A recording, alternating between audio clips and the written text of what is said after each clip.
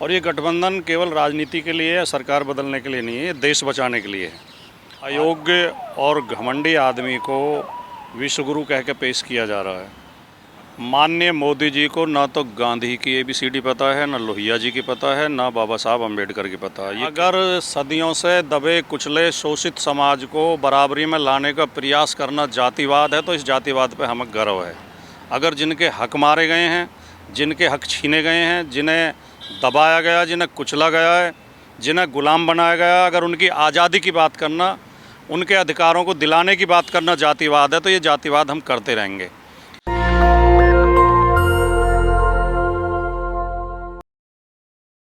India versus NDA, किसका पलड़ा भारी? 2024 में क्या होगा? मेरे साथ राजकुमार भाटी हैं, सपा के प्रवक्ता हैं। सुना है कि इंडिया नाम रखते ही आप लोगों में टूट फूट शुरू हो गई, नीतीश जी नाराज हो गए। नहीं, कोई नाराज़ नहीं है। बहुत ही प्यार के साथ, बहुत ही आपसी समझ-बूझ के साथ, आपसी विश्वास के साथ ये शुरू हुआ है गठबंधन। और ये गठबंधन केवल राजनीति के लिए है, सरकार बदलने के लिए नहीं है, ये देश बचाने के लिए है। आज जो देश के हालात इस वर्तमान सरकार ने कर दिए हैं, एक अयोग्य और घमंडी आदमी को विश्वगुरु कह के पेश किया जा रहा है, अज्ञानी आदमी को। और उन्होंने जो नीतियां लागू की हैं और जो कार्यक्रम चलाए हैं, उनसे लगातार देश का नुकसान भी हुआ है और देश की बदनामी पूरी दुनिया में हुई है। जिसका उदाहरण आपने अभी देखा होगा, अमेरिका में जब वो जाते हैं तो सवाल ये पूछा जाता है कि आपके देश में लोकतंत्र खतरे में है और अल्पसंख्यक समुदाय खतरे में है। ये मैं समझता हूँ कि ये भी देश का अपमान है। अगर कोई ये प्रश्न उठाता है तो ये भी देश का अपमान है। अरे ये तो विपक्षियों की साजिश है। राहुल गांधी पहले जाके यही सब सिखा पढ़ा आते हैं। हाँ, ये तो ऐसा ही आरोप लगाते हैं, लेकिन एक अमेरिकी पत्रकार पूछ रही है, और अमेरिकी पत्रकार ही नहीं पूछ रही, अमेरिका के पूर्व राष्ट्रपति ने भी ये सवाल उठाया, अमेरिका की संसद ने भी ये सवाल उठाया। 38 दल उनके साथ है सर। कहाँ पड़े आप लोग चक्कर में? 26 बनाम 38, कहाँ टिक पाएंगे आप लोग? 38 दलों में 24 तो ऐसे हैं जिनका अभी तक खाता नहीं खुला है, न लोकसभा में न विधानसभा में। इस देश में 1200 से ज़्यादा राजनीतिक पार्टियां रजिस्टर्ड हैं। अगर इन संख्या ही बढ़ानी है तो 1100 तक तो कर ही सकते हैं, केवल अगर संख्या बढ़ानी है। जो इन्होंने 38 दलों की कल मीटिंग की, वो भी इनकी बौखलाहटी थी और इनकी हताशा थी। उस 38 दलों की मीटिंग में आपने अगर टीवी चैनलों पर देखा हो, उसमें 2-4 चेहरे ही ऐसे थे जिन्हें लोग पहचानते हैं। अननोन लोगों को इकट्ठा करके जिनके चेहरे भी नहीं लोग पहचानते। तो ये तो तय है 2024 के चुनाव में इंडिया अलायंस की सरकार बनेगी। भाटी जी, जहाँ आप खड़े हैं ना, देखिए पीछे घूम के, क्या शानदार तोहफा मोदी जी ने दिया है देश को। सम्राट अशोक का अशोक चक्र और भारत का अशोक स्तंभ लहरा रहा है। इतना तो मानिए, ये संसद 20,000 करोड़ का उन्होंने प्रोजेक्ट दिया है सेंट्रल विस्टा। ये संसद भवन तो मोदी जी ने हमारे लिए ही बनाई है, इसमें बैठेंगे हम आके। मोदी जी तो इससे आउट हो जाएंगे अब इस चुनाव में। और जो आप अशोक चिन्ह की बात कर रहे हैं, बाहर तो अशोक चिन्ह लगा दिया, लेकिन अंदर तो सेंगोल है। और सेंगोल का मतलब क्या है? सेंगोल एक कर्मकांडी नाम है, शुद्ध ब्राह्मणवादी नाम है। पाखंड को फैलाने के लिए, पाखंड को मजबूत करने के लिए, कट्टरवाद को मजबूत करने के लिए और धार्मिक कट्टरता को बढ़ाने के लिए और लोकतंत्र को कमज़ोर करने के लिए, बाबा साहब के संविधान को कमज़ोर करने के लिए, बाबा साहब के संविधान को दूसरे नंबर पर लाने के लिए पहले नंबर पर सेंगोल को लाया गया है। और जो उस दिन इस संसद भवन के उद्घाटन के दिन जो ड्रामा हुआ और उसमें जिस तरह के चेहरे दिखाई दिए और जिस तरह के धार्मिक पाखंड दिखाई दिए, ऐसा लगता है कि देश ने जो 75 साल के अंदर जो यात्रा की थी, गुलामी से निकलने की, सामाजिक न्याय की तरफ, प्रगतिशीलता की तरफ, वैज्ञानिक सोच की तरफ, समतावाद की तरफ, समाजवाद की तरफ, धार्मिक कट्टरता के विरोध में, धार्मिक पाखंडों के विरोध में, वो घूम के यात्रा को वहीं दोबारा ले जाने के कोशिश की जा रही है जहां से हम चले थे। आप लोग मोदी जी का भाषण नहीं सुनते। कल उन्होंने कहा है गांधी, अंबेडकर, लोहिया के सामाजिक समानता की लड़ाई हम लड़ रहे हैं। माननीय मोदी जी को ना तो गांधी की ABCD पता है, ना लोहिया जी की पता है, ना बाबा साहब अम्बेडकर की पता है। ये केवल इनका नाम लेते हैं। इनके दिल में गॉड से बसता है, इनके दिल में मनु बसता है, इनके दिल में तुलसी बसता है। ये केवल लोहिया, गांधी, अम्बेडकर का नाम लेते हैं और नाम ये एक बार नाम लेते हैं सम्मान के साथ, दूसरे ही पल इनके सांसद जो है उनकी इनकी सांसद तो कहती है कि जो है कि गॉडसे की पूजा होनी चाहिए, गॉडसे देशभक्त था, तो इनकी मानसिकता भी साथ के साथ क्लियर हो जाती है। और इन्हें जो अभी थोड़ा बहुत बचाया हुआ है, इन्हें मीडिया ने बचाया हुआ है। हालत ये है, मीडिया इतना गुलाम हो चुका है कि एक फर्जी आदमी फर्जी नाम से जॉन कैम के नाम से, एक प्रोफेसर के नाम से ट्वीट करता है कि योगी जी को बुला लेना चाहिए फ्रांस में दंगों को कंट्रोल करने के लिए, और सारे मीडिया चैनल उसको खबर बनाते हैं, खबर बना के पेश करते हैं। और जब उसकी पोल खुलती है कि ये फर्जी नाम है, ये कोई इंडिया नहीं है, भारतीय जनता पार्टी कार्यकर्ता है, तो एक भी चैनल उसका खंडन नहीं करता, अपनी पुरानी खबर का उसे गोल कर जाते हैं। ये हालत मीडिया की। आप लोगों पर गंभीर आरोप है प्रधानमंत्री का, जातिवादी, परिवारवादी और भ्रष्टाचारियों का अड्डा है ये 26 दल इंडिया, जिसका नाम आप लोगों ने दिया है। अगर सदियों से दबे कुचले शोषित समाज को बराबरी में लाने का प्रयास करना जातिवाद है, तो इस जातिवाद पे हमें गर्व है। अगर जिनके हक मारे गए हैं, जिनके हक छीने गए हैं, जिन्हें दबाया गया, जिन्हें कुचला गया है, जिन्हें गुलाम बनाया गया, अगर उनकी आज़ादी की बात करना, उनके अधिकारों को दिलाने की बात करना जातिवाद है, तो ये जातिवाद हम करते रहेंगे। ये अब देश, इसके दलित और पिछड़े और अल्पसंख्यक समाज एकजुट होकर इस पाखंड और इस तानाशाही के खिलाफ खड़े हो गए हैं। ये एक दूसरी आज़ादी जैसी लड़ाई है और ये आज़ादी मिलकर रहेगी। ये पीडीए क्या है? आपके नेता जो हैं अखिलेश यादव पीडीए कर रहे हैं। पीडीए का मतलब है पिछड़ा दलित अल्पसंख्यक, और ये हमें इसलिए कहना पड़ रहा है कि हमारे लोग इशारों में समझते नहीं हैं, इसलिए हमें साफ साफ कहना पड़ता है। इनके लोग तो इशारे में भी समझ जाते हैं। ये तो बात करते हैं कि सनातन की रक्षा करनी है, और सनातन की रक्षा का मतलब समझ जाते हैं कि हमें दलितों के हक मारने हैं, पिछड़ों के हक मारने हैं, अल्पसंख्यक का शोषण करना, अल्पसंख्यक को सताना है। इनके सनातन का मतलब यही है।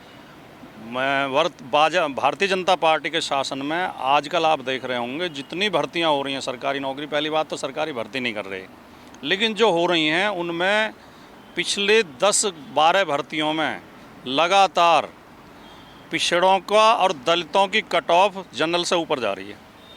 यानी कि जनरल कास्ट का व्यक्ति कम नंबर पा के सेलेक्ट हो रहा है, और पिछड़े और दलित ज़्यादा अंक पा के सेलेक्ट नहीं हो पा रहे हैं। ये इनका सनातन है। इनका सनातन वो है जो मध्य प्रदेश में सीधी में देखने को मिला। इनके सनातन का मतलब ये ऐसा शासन चाहते हैं कि ये दलित और पिछड़ों के सिर पे पेशाब करें, ये वो शासन चाहते हैं। और उससे भी ज़्यादा शर्मनाक बात यह है कि उस व्यक्ति के लिए ब्राह्मण महासभा ने चंदा इकट्ठा किया और उस व्यक्ति के घर आर्थिक मदद की और उसकी पैरवी कर रहे हैं। इतने घृणित कार्य की भी जो पैरवी कर सकते हैं, वो काहे का हिंदुत्व और काहे का सनातन है। अरे सर, सारे दलित पिछड़ा नेता जा रहे हैं बीजेपी के साथ। केवल वो जा रहे हैं जो जिन्हें अपने निजी स्वार्थ और निजी हित पूरे करने हैं, समाज की कीमत पर, समाज के हकों को बेचकर, जिन्हें अपने बच्चे पालने हैं, अपने बच्चों का हित जो देख रहे हैं, समाज का हित नहीं देख रहे, केवल वो एनडीए के साथ या मोदी जी के साथ जा रहे हैं। आप लोग धर्म विरोधी हैं, हिंदू विरोधी हैं। असली धार्मिक हम ही हैं, ये फर्जी धार्मिक हैं। हिंदू विरोधी ये हैं। असली धार्मिक व्यक्ति वो होता है जो न्याय की बात करता है, जो प्रेम मोहब्बत की बात करता है, जो भाईचारे की बात करता है, जो सत्य के रास्ते पर चलने की बात करता है। ये पाखंडी लोग हैं, धर्म के नाम धर्म का दुरुपयोग करके लोगों को खून चूसते हैं।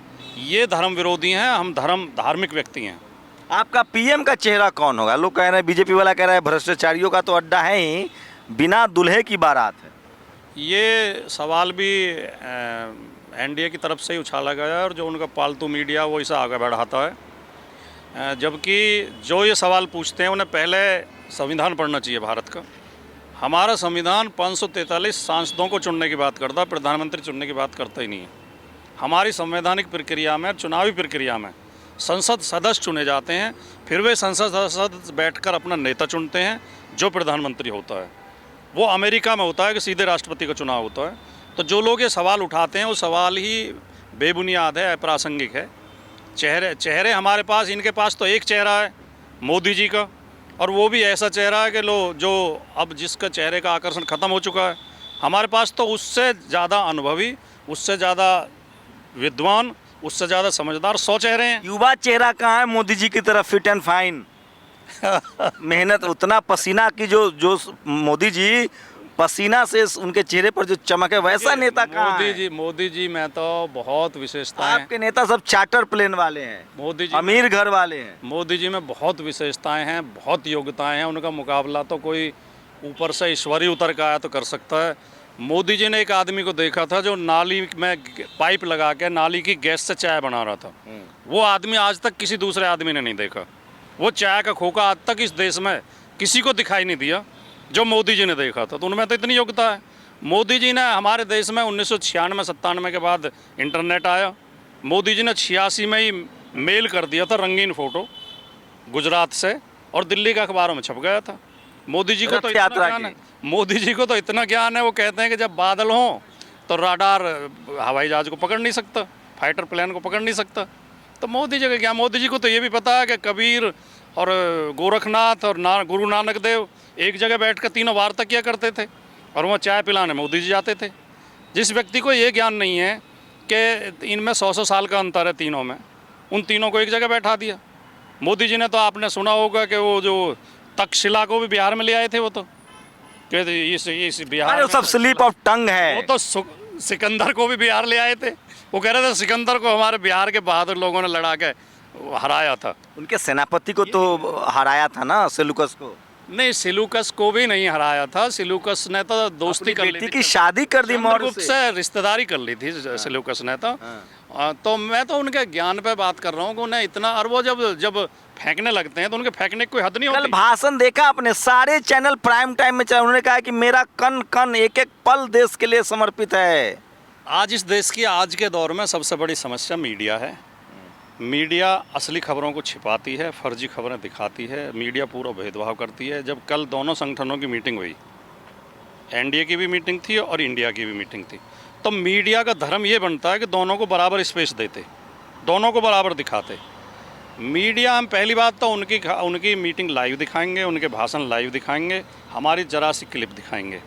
दूसरे फिर सारे मीडिया संस्थानों ने, सारे चैनलों ने, जो बड़े बड़े चैनल हैं, उनके एंकर्स ने फिर अलग अलग से सारा मोदी जी का भाषण फिर सोशल मीडिया पे पोस्ट किया है, अपने ट्विटर हैंडल पर, अपने फेसबुक पेज पर उनके भाषण डाले हैं, उनके बैनर बना के डाले हैं, क्या कहा है। तो ये चीज़ लेकिन आम आदमी की अब समझ में आ चुकी है। अब तो जो आपके जैसे चैनल हैं, अरे हम लोग तो सर पेट पाल रहे हैं। आपके जैसे जो जनवादी चैनल हैं, जो जनता की, असली जनता के बीच में रहते हैं और जनता की आवाज़ उठाते हैं, अब लोग इन पे विश्वास कर रहे हैं। अब नेशनल दस्तक पे विश्वास है, उन राष्ट्रीय चैनलों पे विश्वास नहीं जो अपने आप को राष्ट्रीय माने बैठे। हमारा तो इंटरनेशनल है सर। शंभू जी, मैं एक बात और आपको बता दूं, और मैं जो लोग आपका ये वीडियो देख रहे हैं उन्हें भी बता दूं कि निराश होने की जरूरत नहीं है। आज़ादी का इतिहास पढ़िए आप, स्वतंत्रता संग्राम के इतिहास में सेम यही स्थिति थी। जो नेशनल अखबार थे, उस समय न्यूज़ चैनल तो होते नहीं थे, अखबार होते थे, तो जिन्हें अंग्रेज राष्ट्रीय मीडिया कहते थे, राष्ट्रीय अखबार कहते थे, नेशनल न्यूज़पेपर कहते थे, वो तमाम उनकी चिलम भर रहे थे, उनके तलवे छू रहे थे, उनकी वकालत कर रहे थे। उस समय भी आज़ादी की लड़ाई छोटे छोटे अखबारों ने लड़ी, जो पाक्षिक थे, साप्ताहिक थे, मासिक थे, जिनके संपादक खुद कंपोज करते थे, खुद मशीन चला के छापते थे और खुद फिर अखबार बांट के आते थे। उन अखबारों ने देश की आज़ादी की लड़ाई लड़ी। आज सेम वही हालत है। जो बड़े बड़े चैनल बने बैठे हैं, सब पूंजीपतियों के हैं, जो 100 करोड़, 1-1 करोड़ रुपए लगाए बैठे हैं, वो समाज सेवा के लिए नहीं लगाया उन्होंने, ये मुनाफा कमाने के लिए लगाया, वो बिजनेस है उनका। वो तमाम सरकार के पक्ष में है, सरकार की चमचागिरी कर रहे हैं, और जो छोटे छोटे यूट्यूब चैनल हैं, जो सोशल मीडिया है, वो असली जनता की आवाज़ उठा रहे हैं। आप लोग के लिए एनडीए विपक्ष है, एनडीए से लड़ना है या टीवी अखबार से लड़ पाएंगे आप? टीवी अखबार और ईडी और सीबीआई भी अब एनडीए का हिस्सा है। टीवी चैनल सारे नहीं, ये 2 हिस्सों में बट गया है। एक असली मीडिया है, एक गुलाम मीडिया है, जिसे गोदी मीडिया कहते हैं। आजकल एक नाम बहुत प्रचलन में है, गोदी मीडिया। तो गोदी मीडिया और ईडी और एनडीए से हमें एक साथ लड़ना है, अकेले लड़ ही नहीं सकता। आपने कहानी सुनी होगी पहले, बहुत पहले, कि गांव में बचपन दादी सुनाती थी कि एक राक्षस था, राक्षस की जान तोते में बसती थी, तोता पिंजरे में रहता था, तो जब तक वो पिंजरा नहीं खोला जाएगा और उस तोते की गर्दन नहीं मरोड़ी जाएगी, तब तक राक्षस को नहीं मार पाएंगे। ये वर्तमान राक्षस की जान मीडिया रूपी तोते में बसती है, इसलिए लड़ाई हमारी सारे मोर्चे पर होगी। तो ये राजकुमार भाटी साहब थे, सपा के प्रवक्ता है। मैंने वो तमाम सवाल पूछे जो टेलीविज़न अखबार मोदी जी के पक्ष में बोलता है। मीडिया का दरअसल यही काम होता है कि वो विपक्ष की नुमाइंदगी करे, सवाल पूछे, सत्ता पक्ष से सवाल पूछे, लेकिन ये दरअसल हो नहीं रहा है। आप लोग पूरी बातचीत पर अपनी प्रतिक्रिया जरूर दीजिए। राजकुमार भाटी जी को आप टेलीविज़न अखबार पर रोज़ देखते ही हैं। तेज़ी से खासकर जो बीकर सेक्शन के लोग हैं, SC ST OBC किसान जाति के लोग हैं, उसमें बहुत तेज़ी से पॉपुलर हो रहे हैं और टीवी अखबार पर इनकी उपलब्धता की वजह से टीवी अखबार की रेटिंग्स बढ़ रही है। लेकिन सवाल है कि उन टीवी अखबार में न तो भाटी साहब की कम्युनिटी से, न इस देश का SC ST OBC, न किसान जातियों के पत्रकार हैं, न संपादक हैं, न मालिक है। ये आप लोग कभी मुद्दा टीवी पर क्यों नहीं पूछते हैं? जो दर्शक वो लोग बैठा के रखते हैं ताली बजाने वाले, एक आध दिन हाथ खड़ा करवा दीजिए कि कितना SC ST OBC है, कितना आपके न्यूज रूम में SC ST OBC और किसान जाति से है, जाट पटेल मराठा गुर्जर। नहीं, मैं तो ये जो दर्शक बुलाते हैं उसमें से कुछ हाथ उठवा लीजिए। मैं तो समय समय पर उठाता रहता हूँ और मेरे कई बार ये इस तरह की क्लिप बहुत वायरल हुई हैं। एक बार एक चैनल पर जो मुस्लिम दलित हैं उनके आरक्षण की बात पर डिबेट हो रही थी, जब मोदी जी ने कहा, उनके लिए बोला था पसमानदा मुस्लिमों के लिए। पसमानदा में तो OBC भी आ जाते हैं, वो खास तौर से मुस्लिम ही है। हाँ, मुस्लिम दलितों की बात कर रहे थे। अभी तो OBC मुस्लिम ही है जो जिनको दलित बनाने को। मैं ये सवाल उठाया कि आप दलितों के आरक्षण पर बात कर रहे हो और डिबेट में मेरे अलावा सारे ब्राह्मण बैठे थे। एक पांडे जी थे, 2 त्रिपाठी थे, एक तिवारी जी थे, झा एंकरिंग कर रहे थे। तो ये झा, पांडे, तिवारी, त्रिपाठी यही आरक्षण पर अगर बहस करेंगे तो वो तो अपनी बात कहेंगे। तो जब आप कम से कम ऐसी डिबेट में तो आप दलित पिछड़ों को बैठाइए जहाँ सामाजिक न्याय की बात हो रही हो। फिर क्या बोले? आज के मीडिया में देखिए, मैं तो बड़ी ईमानदारी से कहना चाहता हूँ और मैं कोशिश करूँगा कि ये चुनाव का भी एजेंडा बने कि मीडिया में भी डाइवर्सिटी की ज़रूरत है। एक सवाल और ले लीजिए। सुप्रीम कोर्ट ने लोकेंद्र गुर्जर नाम के एक याचिकाकर्ता पर 10 लाख की बात हो रही थी, अब सुना है कि 50,000 का जुर्माना लगाया है। उन्होंने कहा था कि एक न्यूट्रल बेंच बनाया जाए। कोलिजियम के खिलाफ आप लोग बोलते रहे हैं, जाति जनगणना नहीं कराया जा रहा, उस पर क्या आप लोग का मुद्दा होगा? क्योंकि पहली बार भारत में, आज़ाद भारत में इस बार जनगणना कैंसिल कर दिया गया है। ये 2 क्षेत्र अब ऐसे बचे हैं जिनमें टोटल आरक्षण विरोधी बैठे हैं, या कहूँ कि मनुवादी बैठे हैं, मनुवादी मानसिकता के लोग बैठे हैं। मीडिया और न्यायपालिका। न्यायपालिका लोअर जुडिशरी में आरक्षण की व्यवस्था है, उसमें भी लोगों को रोका जाता है, लेकिन हायर जुडिशरी में, हाई कोर्ट और सुप्रीम कोर्ट में आरक्षण की व्यवस्था होनी चाहिए। कॉलेजियम सिस्टम ख़त्म होना चाहिए। IAS IPS की तरह से ही कंपटीशन होना चाहिए। जुर्माने पर क्या कहेंगे? उस पर आप लोग मदद करेंगे? 50,000 का जुर्माना कर दिया गया है। अगर उस बेंच में कोई दलित या कोई पिछड़ा जज बैठा होता तो ऐसा निर्णय ना आता। अगर उन्हें तकनीकी तौर पर रिट में कोई कमी दिखाई दे रही थी तो बेशक वो उसे रिजेक्ट कर देते या उस खिलाफ निर्णय देते। लेकिन जुर्माने लगाने का मतलब है कि ये हमें डराना, पिछड़े दलितों को डराना कि कोर्ट की तरफ मुँह करके भी मत देखना। अगर इस तरह जुर्माने लगाए जाएंगे तो फिर कैसे पिछड़े दलित हिम्मत करेंगे कोर्ट में जाने की? न्यायालय में तो न्याय मांगने के लिए जाया जाता है, लेकिन न्याय देने वाला अगर जुर्माना लगाने लगेगा, डराने धमकाने लगेगा, तो न्याय कहाँ रह जाएगा? तो ये फैसला नहीं है, डराना है। ये बिल्कुल, आप हाँ कहिए या ना कहिए, जुर्माना लगाना मतलब डराना नहीं, बिल्कुल गलत है, एकदम इलीगल है, प्राकृतिक न्याय के खिलाफ है और देश की जो देश का जो सामाजिक ताना बाना है उसके खिलाफ है। और ये उसी मानसिकता के तहत लगाया गया है कि जो ये मानते हैं कि हम मालिक हैं और ये बाकी हमारे अधीन है। आप लोग जाति जनगणना की मांग कर रहे, तब तो जनगणना ही रद्द हो गया। जाति जनगणना तो अब 24 में भारतीय जनता पार्टी को हरा देंगे और अब ये जो इंडिया अलायंस बना है इसके एजेंडे में नंबर 1 पर है कि जाति जनगणना कराएंगे। और हमारी पार्टी तो पहले से ही उठाती रही है और बिहार में तो नीतीश कुमार की सरकार ने शुरू भी कर दी थी जाति जनगणना कराना। वो भी इसी वजह से रुकी क्योंकि कोर्ट में जाति जनगणना के खिलाफ लोग बैठे हैं, सामाजिक न्याय के खिलाफ लोग बैठे हैं, कोर्ट ने रोक दी। तो ये नई सरकार बनेगी, जाति जनगणना कराएगी और जाति जनगणना के बिना पिछड़ों को न्याय नहीं मिलेगा। तो राजकुमार भाटी साहब OBC कम्युनिटी से आते हैं और एक पहले ऐसे प्रवक्ता हैं जो टीवी पर पत्रकार भी रहे हैं, टीवी पर अपने समाज की बात ठसक से रखते हैं।